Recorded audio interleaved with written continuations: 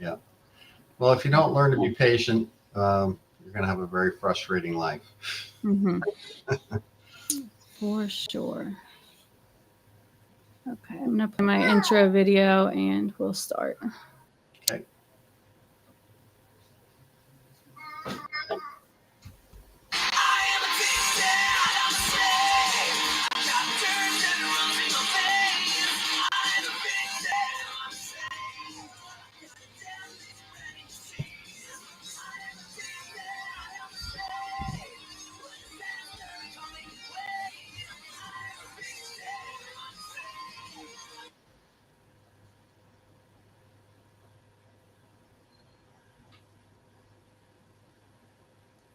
Okay, we are back.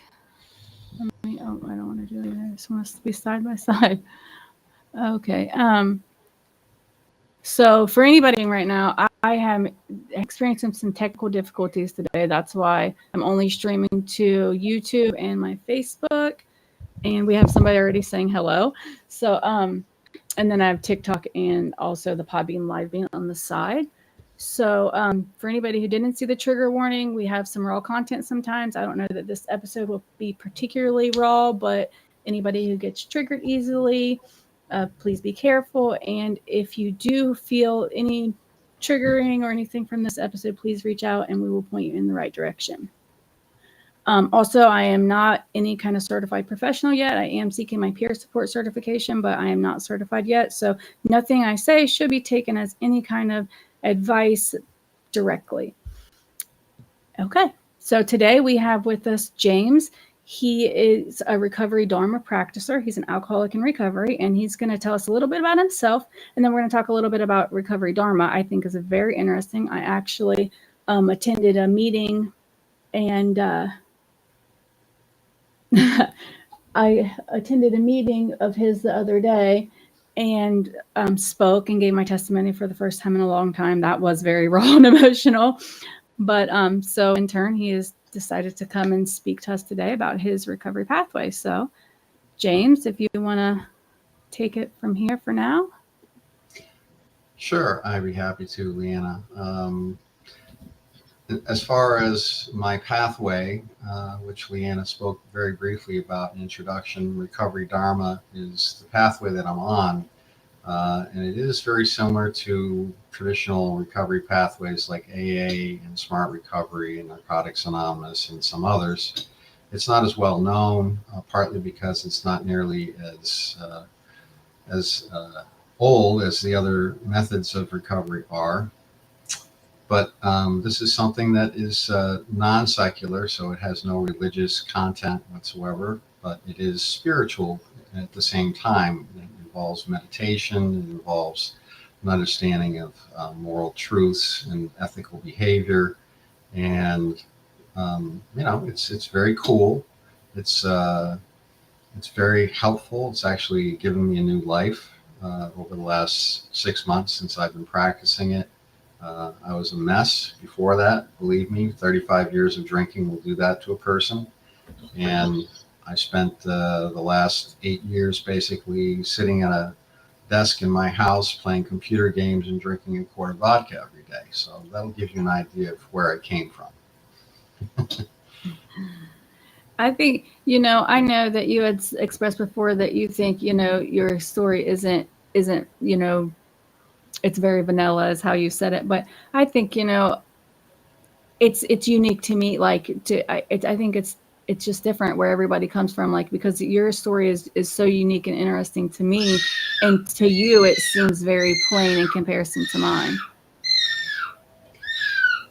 Yeah, I think as you said to me, everyone's story has validity, and I'm not denying that every story has validity, including my own. It's just that I was a little bit concerned that I would come on here and your viewers would say, "Who the hell wants to hear from this old guy?" About an alcoholic. But no, we don't have to go into that again, because well, the proof is in the pudding. If people watch this and they have interesting comments and so forth, and they say, "Hey, that guy was okay," then it was a good decision. And otherwise, they'll probably just tune out and they'll fall asleep during this interview. Somebody right now just said your story is valid. So, Okay. But That's so people are watching. That always makes me feel better. But so I guess we can talk a little bit about Dharma, because I know you said it. You did do like AA meetings and stuff before, right? Yes, I did AA meetings for about 8 years. Pretty much when I really started hitting the bottle hard, I realized, yeah, this is time to take some action. And AA was the first thing at hand. I didn't know about Recovery Dharma at that time, and I had an AA chapter, less than a mile from my house, so I went to that. And I went around to other meetings that were local. There were about 5 towns in the area. It was a rural area, but there were a lot of AA meetings. I don't know what that exactly says about alcoholics, but I guess they're pretty much everywhere. But Yeah. anyway, yeah, I did the whole AA thing, and I did not go through the steps per se, but I did the readings, I did the meetings, and I understood, more or less what the practice was about. And it just didn't appeal to me, and it didn't work for me. So, do you remember your first experience walking into a Recovery Dharma space and how it felt differently from other rooms? Yeah, I do. The first meeting at Recovery Dharma was at Swift River Recovery Center in Cummington, Massachusetts, which is coincidentally about 16 miles from my house at the time. And the meeting was in a small conference room. It was, a bunch of people that barely knew each other. I had just gotten there that day. Most of the people had only been there for a couple of days, and they hadn't had a meeting in a couple of weeks. So that, we were all new to Recovery Dharma pretty much, except for one person who was sort of a layover from the previous group that had been meeting, because I think she spent 2 months there. So she led the meeting, and it was a very extraordinary meeting because and it wasn't just that way for me. It was for a lot of the people who were there. Meditation was very powerful. It was led by someone who had a lot of experience leading meditation, and he was, he knew all the words. He knew all the moves. We had a bell for the ringing, singing bells, what they call it. But basically, it's one of those meditation bells, and he played that like a magician. It was amazing at the beginning and at the end of the meeting to start and end the meeting and then the meditation. Anyway, the readings were very powerful. They hit home with a lot of us. There was a lot of wisdom in them. There was a lot of, you know, instruction in the sense that, you're here to actually be empowered to take control of your recovery and through this practice, which is a very different message than what you hear when you go to AA, which is, you need to surrender yourself to God. You need to basically say that I have no power over alcohol. It rules me, and I've got to leave it in God's hands and just, go to meetings and follow the practices here, but it's really not up to me. That did not appeal to me, and I'm someone who's familiar with various religions, including Christianity. I grew up as a Unitarian, which is a form of Christianity. Uh, it's usually referred to as God-fearing atheism by people who don't know what it is, but it's actually mostly a Christian-based religion. And it's, the pastor would read from the Bible at our meeting Sunday. So anyway, that's a little bit off the track here, but It's okay. yeah, So, go ahead. for anybody who doesn't know, hold on. We have some few people join us on TikTok. I know you guys can only see me and hear him.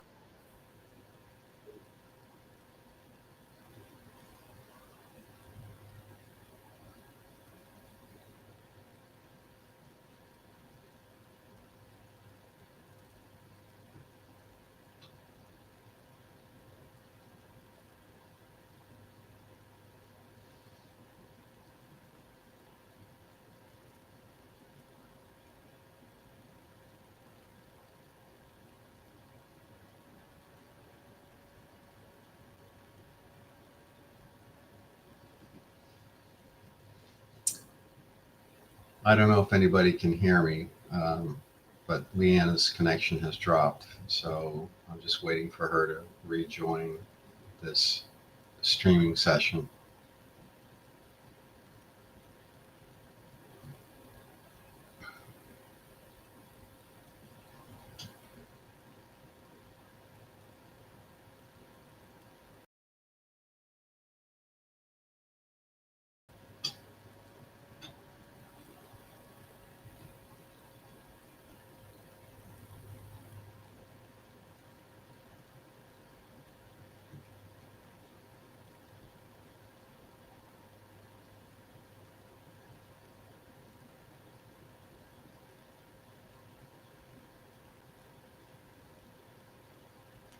Looks like she has rejoined. There we go. Okay, thank you. I don't know what happened. I could see and hear you the whole time. Like it kicked me off, but I could still see you. I heard you say like that I lost connection and to bear with us or whatever, and I have no idea what happened. So I apologize to everybody for that. But so we were talking a little bit about, I did a meeting with James the other day, one of his Dharma meetings, and there was a time for meditation. And I decided I was here and I was going to give it a fair shot. And I found it incredibly like calming and peaceful. It was a really unique experience, something that I've never done. Like my kids and my husband, nobody was here. We sat in like just complete silence, and there was a recording this time, and it was like telling you, focus on your breath. And it even went so far as to say that like to drift from the from your thoughts or whatever is normal, and then that was okay.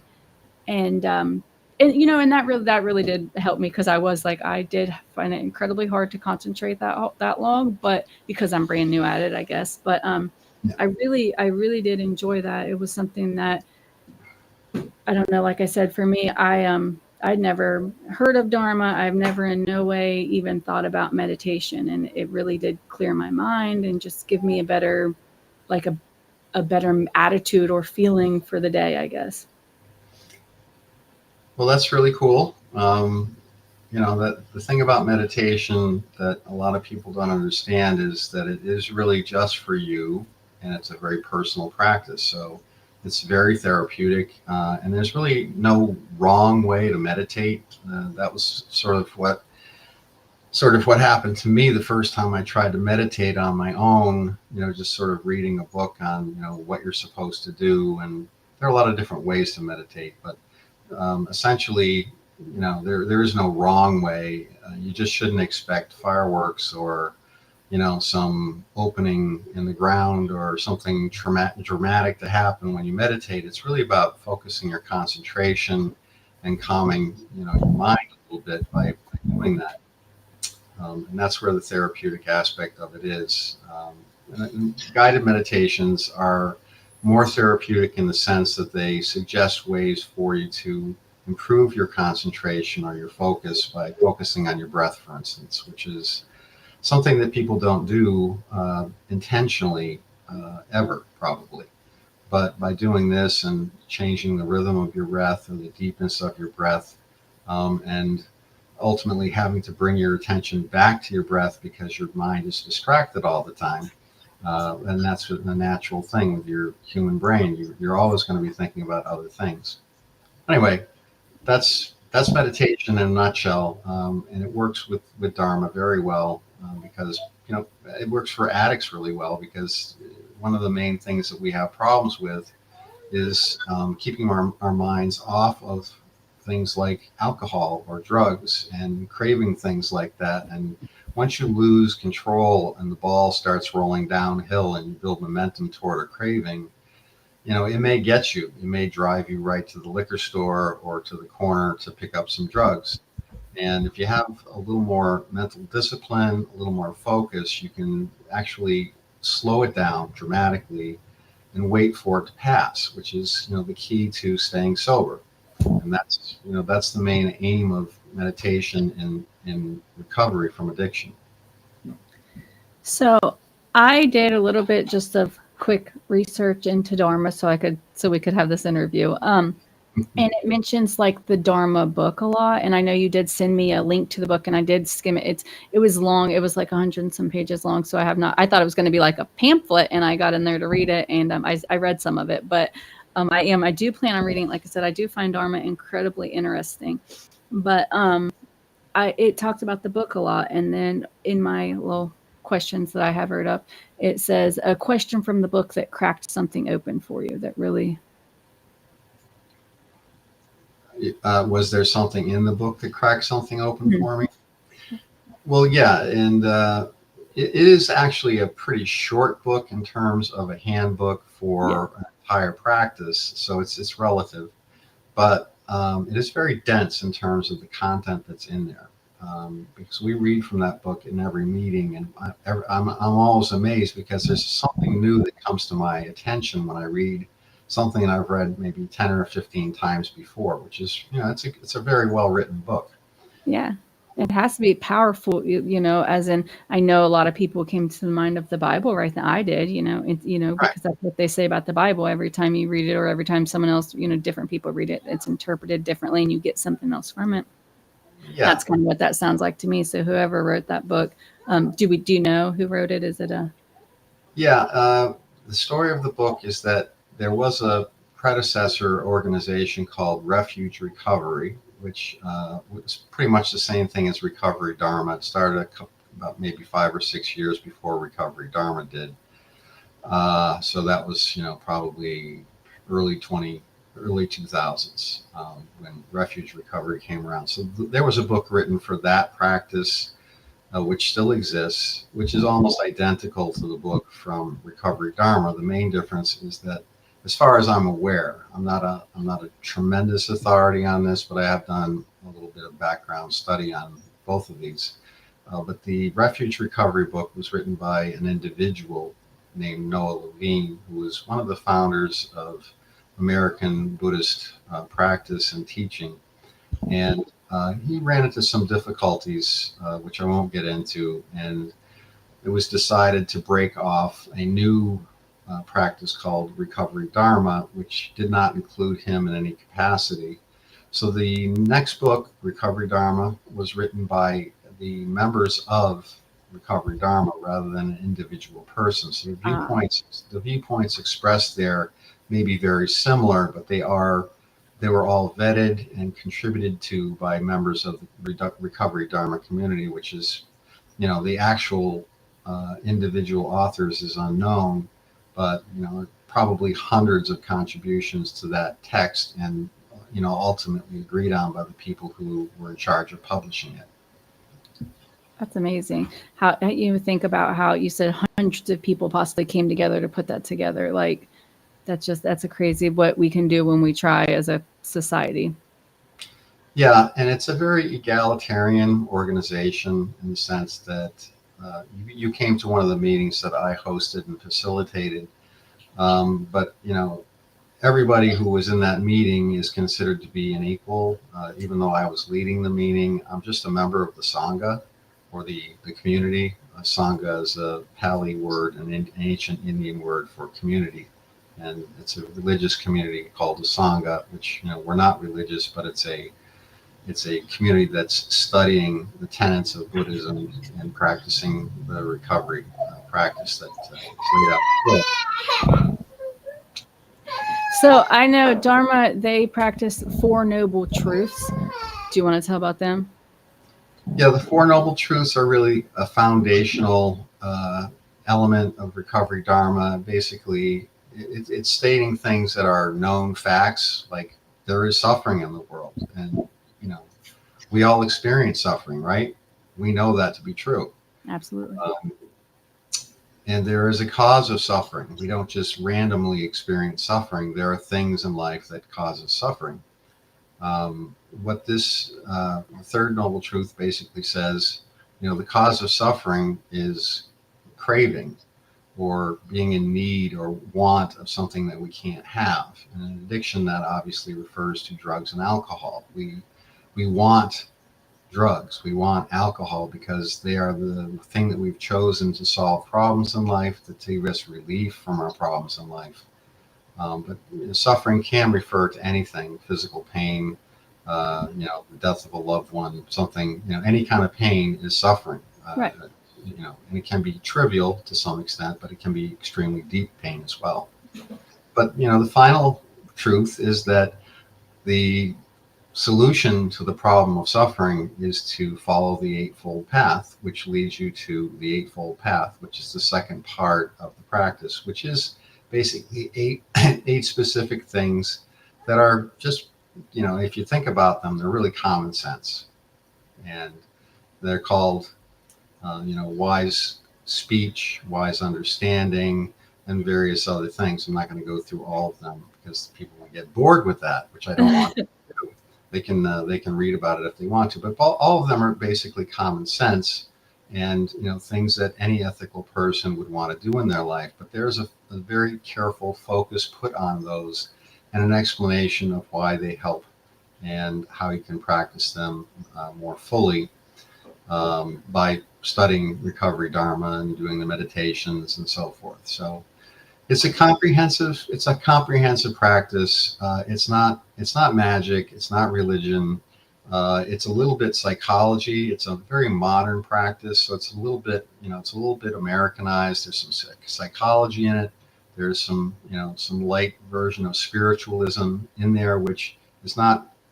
It's not told to you how to practice spiritually. It's something that you're supposed to find, and many people do find it through meditation and through the practice, because it clears your head. I mean, one of the things that I would like to say is that I literally had the first spiritual awakening in my life when I started practicing this. And it was an amazing several days where it felt like I just woke up for the first time to my life, which is pretty amazing at the age of 65. Okay. I got to tell you, I've lived a long time and I never had anything like that before, but it was real. And I just thought clearly. I could feel things intuitively and empathically about what was going on around me. And I just had a lot of thoughts in my head about my life, and things just suddenly became clear. Really for the first time, probably really in my life, things were in perspective, and it was just amazing. That That's is amazing. Yeah, that's the kind of thing that I've heard people talk about in other faiths and things like that. And it's like, I don't know if I really believe that, but it is possible. And I actually believe there's a lot of correlation between what we're doing in terms of the spiritual work on ourselves and what other people experience when they're doing spiritual work in Christianity or any other religion. Because there's something there that you suddenly find and you go, aha. And it's amazing how, you said even at, so far in your life, I'm sure that you didn't ever imagine that you would find something like that or experience something like that. I know as we get older, even myself, I'm only 35 and I find myself feeling like I'm just never going to, like I'm old dog, new tricks type thing. And so to experience something so incredible and so powerful, so that has to be amazing. It was. So I don't know.